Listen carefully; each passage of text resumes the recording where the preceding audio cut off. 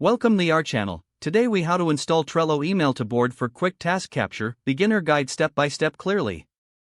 To install Trello's email to board feature, start by logging into your Trello account. Once you are logged in, navigate to the board where you want to capture tasks. Look for the show menu option on the right side of the screen and click it. In the menu, select more to open additional options. Next, click on email to board settings. You will now see a unique email address generated for your board. Copy this email address to your clipboard. Open your email client or service. Create a new email message. In the to field, paste the email address you copied. In the subject line, type the task you want to capture.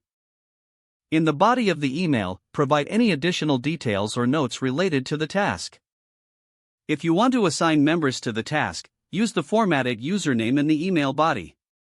To add a due date, use the due date format or type due followed by the date. Once your email is complete, click Send.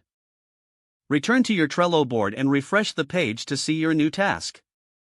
You can now manage your task directly from the Trello board.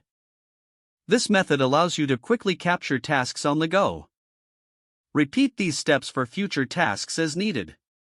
Now you're set to enhance your productivity with Trello's email to board feature.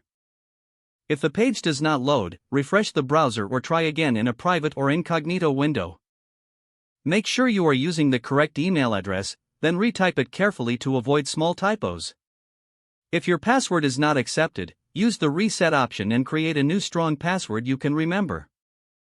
Check your spam folder for verification or security emails, then complete any requested confirmation steps. Enable two-factor authentication if available to improve account security and reduce unauthorized access risk. After signing in, review your profile details so your contact information and settings are accurate and current.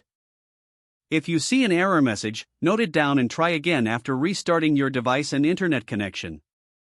Log out when you finish, especially on shared devices, to keep your account and payment information secure. If the page does not load, refresh the browser or try again in a private or incognito window.